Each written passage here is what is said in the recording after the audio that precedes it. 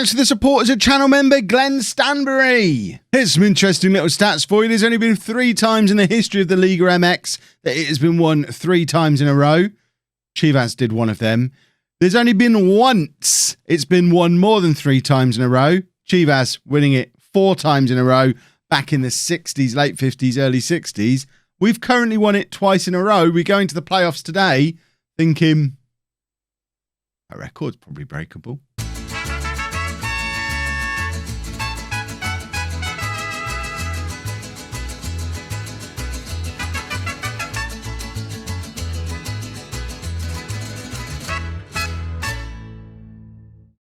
Hello and welcome to part 17 of El Director Deportivo. I'm Kevin. Coming up on today's episode, we are in the playoffs. We've got the second leg of the quarterfinal against Santos Laguna. We're 2-0 up from the first leg, so we should have a semi-final second leg coming up for you as well. And hopefully a final next week, because remember, no videos at the weekends at the moment. So the next video, whether it's the final, whether it's the start of next season in the Champions League and the transfers in January. Transfers in January, he says. Can you hear him? Mike, can you hear me?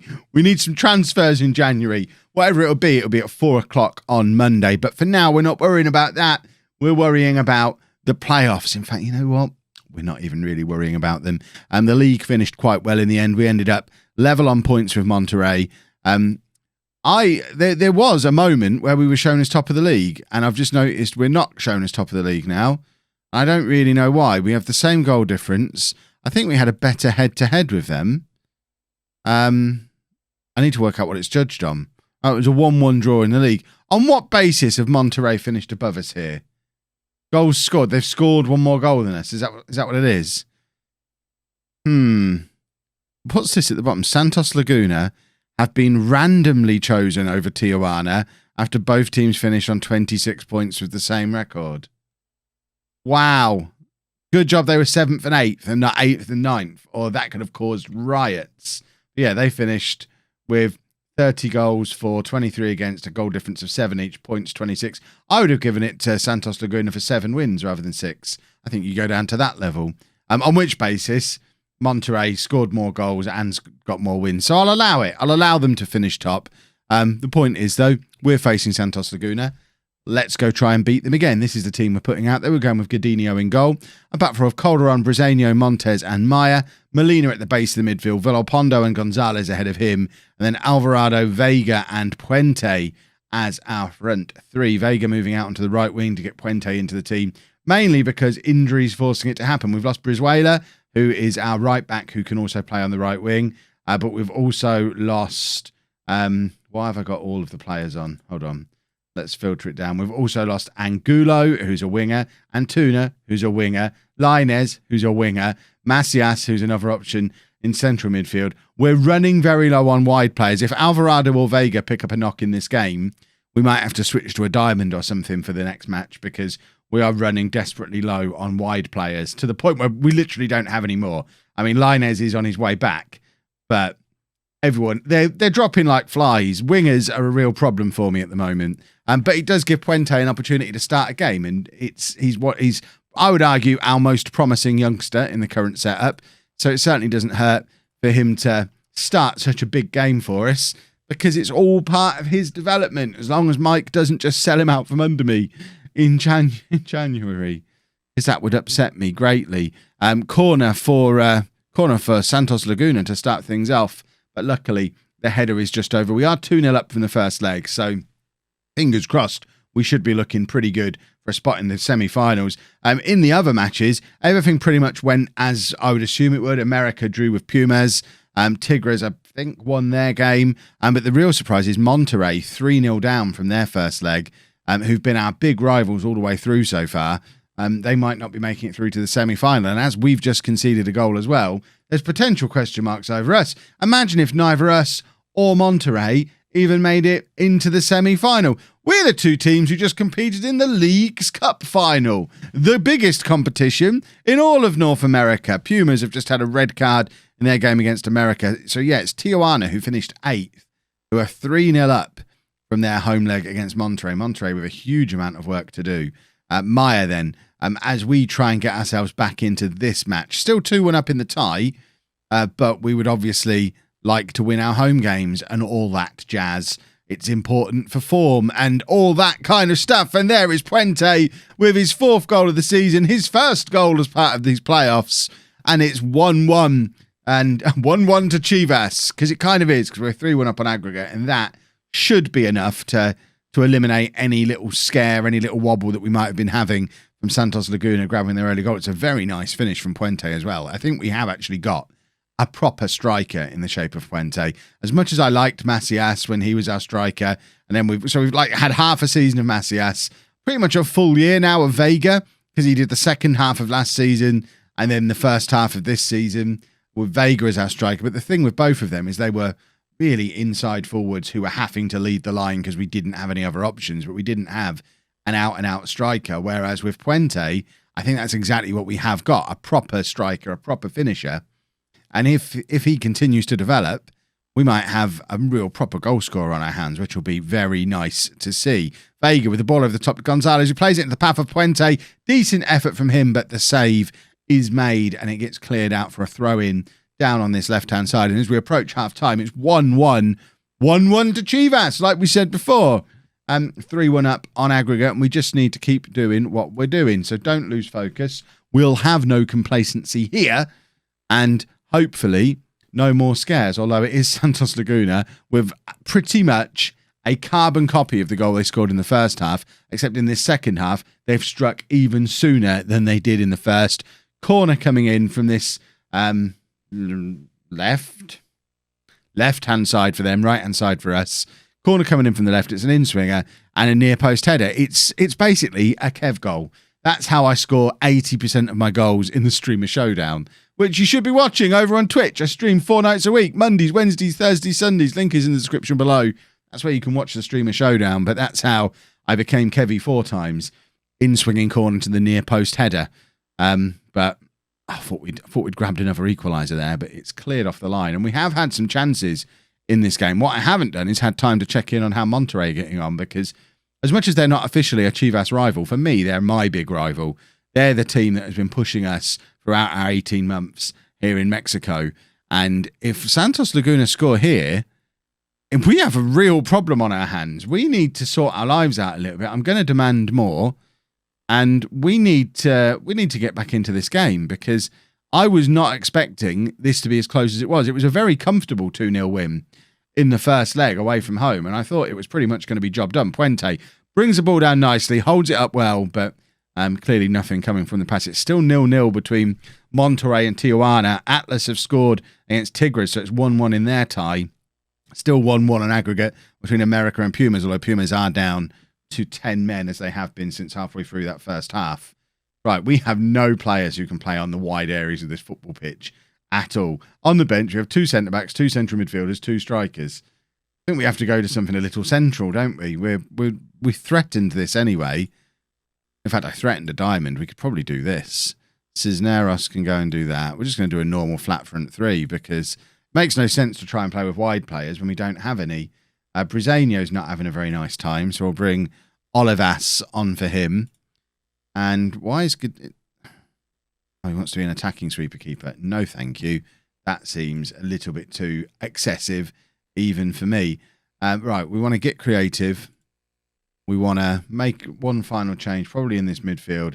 Molina can come off for Vasquez. That's a fairly typical substitution. I think Vasquez has just announced he's going to be retiring at the end of the season. I'm sure I saw something along those lines. I might be making that up. I mean, it is Santos Laguna with the attack. And I think a goal here wins them the game, because it will put them ahead on away goals. I don't know if away goals are a thing. The referee's disallowing it.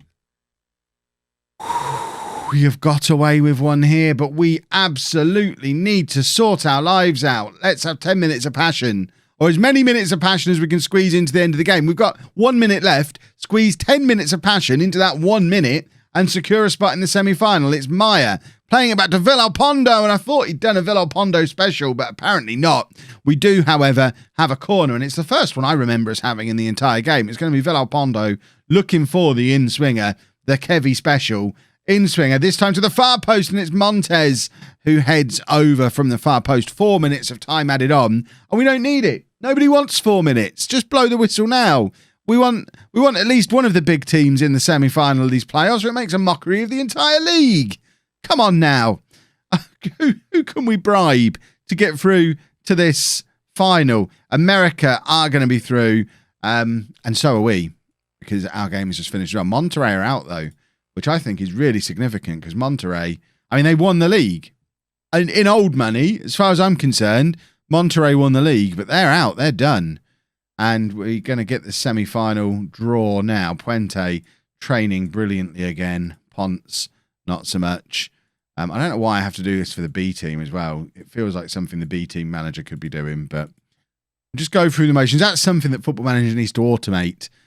I know there's lots of stuff you can defer to your staff now, but that having to click on that whenever your training comes in, I know you can not do it and it doesn't make a huge difference, but any chance to praise a player and help his morale or kick a player up the bum, it's not a bad thing. It's just a bit of a pain, especially doing it for two teams. So semi-final time. Your semi-final teams are Club America, Chivas, Tigres, and Tijuana. We want an America Chivas final, don't we? Tigres face Club America, Tijuana face Chivas. It is on, and I need to check the name of it. What's it called, this derby? There is the potential of a Clásico de Clásicos in the Apertura final, which would be awesome. We just have to make it happen now. We'll be back for the second leg of this tie against Tijuana. So from the first leg, it's 1-1 between us and Tijuana. Tigres 2-0 up against America. I tell you what, Tigres are just thumping everybody. They are looking like the one to beat, and America have got it all to do to get into this final with us. To be fair, we've still got quite a lot to do to get there, because Tijuana gave us a good game in that first match, and we are continuing to have our wide players drop like flies. We do have Lainez back for this game, but we've now lost Maya, who's suspended. Brizuela's still not fit enough to play at right back. We have no other right backs in our squad, so we've had to go down to the B team. Diego Cortez, who did play right back at the start of the season, he came through the Chivas youth system 8 years ago, made his debut under Kev, and then we sent him down to the B team. Well, he's back for a must-win playoff semi-final. To be fair, he's had a very good season for the B team, but so he should, because he's a proper player who we've sent down. He's 22 years old, and he is going to be part of this team for this semi-final. That is must-win in one of the key positions in the squad, although he is a natural attacking wing-back. So although he's not quite where we'd like him to be ability-wise, maybe, he's actually the exact kind of player that we want. So he's going to be up and down that right-hand side. It's just whether or not this lot batter him for not being any good at defending. Although their right back looks like he's also struggling for fitness. Maybe we could have played Brizuela. Brizuela, I don't even know if he's going to be fit for the final if we get there, because he's, although he's back in training, he's still 7 days. No, he's not back in training. He's 7 days away from full training. He's doing light training, but he failed his fitness test. The selection advice still told me to play him. Don't always listen to your selection advice, folks, because a guy who's failed his fitness test and isn't even full training probably shouldn't be playing in a game like this. So it's not completely infallible using quick pick and selection advice and that kind of thing. Right, Calderon with the big throw, finds Alvarado eventually. Alvarado turns, gives it back to Molina to Villalpando. That's a nice idea from Villalpando, because we were being pushed back in the wrong direction. It's back with Villalpando again. We're knocking the ball around nicely between our midfield three, and here's Calderon on an overlap, coming into the penalty area. Vega's there, has the effort that's straight at their goalkeeper. I think it's been given as offside anyway, but it was a really poor effort from Vega. Had the entire goal to aim at and missed. Right, it says guard against complacency there, which suggests away goals are a thing, and we are ahead in the tie from our away goal in that first leg. But I'm not going to be happy sitting here at 0-0 in our home leg. We need to find a goal. Vega plays it into Lainez. That was a beautiful pass, but Lainez not quite able to apply the finish. Still on his way back from injury. It's a little bit soon to be expecting him to do anything fancy, and I think that's the problem we are having in these playoffs. We are down to a bare bones squad, and half of them are injured. If you're watching, Mike, I've sent everyone I don't want down to the B team. You've got to give me some players in January. It is a must. We're going to take off Alvarado, bring on Puente. Vega is going to go out onto this right-hand side, which means we can play both of these guys in their natural roles as wingers. We're also just keeping an eye on fitness everywhere else. I mean, it's a problem everywhere. Gonzalez, we don't really have anyone to come on for him. Molina, we've got Vazquez. Vazquez can come on for Molina. That's I think I said earlier in the episode, a fairly typical change for us to do. And we're going to ask for some creativity. And we're going to hope that a goal is forthcoming.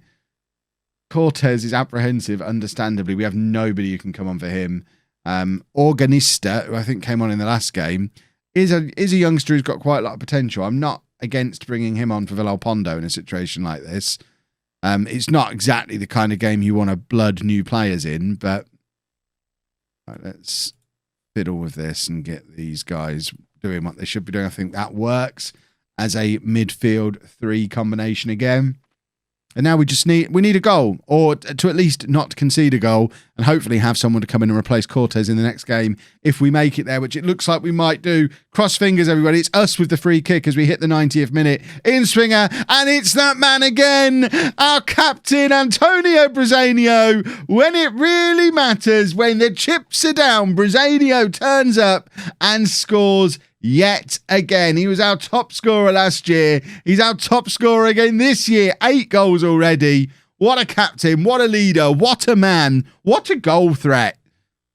There you go. That should be enough to get us through into this playoff final where I think we're going to be facing Tigres, because I think they are still ahead in their tie against Club America. Organista was in there from the pass from Puente, but the most important thing is we're still attacking. In fact, America have scored an 89th minute goal. It might still all be kicking off between America and Tigres if there's another late goal in that game. It's still 2-1 to Tigres as it stands, so that's who we would expect to be facing in that final on Monday, but who knows? Let's see how it ended in that other game. We've made it through to the final for the 3rd time in the save. That's important, but who do we face? Bresenio gets another pat on the head because he's a hero. We just got to do this stuff again. Puente, as ever, training beautifully, and you got to do it for these lot again. Even though I want all this lot to leave, just give them all a pat on the head as well. And it is going to be Tigres that we face in that final. And unlike last season, we've not got a really long wait for it. In fact, I say that we have the first leg is on the 8th of December, and then we have to wait until Boxing Day for the second leg. That's going to be a stressful few weeks if we're not ahead. Going into, how did we get on against Tigres in the league? We beat them 1-0 at their place. They finished 4th, I think. So we've got to back ourselves as favourites for 3 in a row, which would only be the 4th time in the history of Mexican football that a club has gone 3 in a row.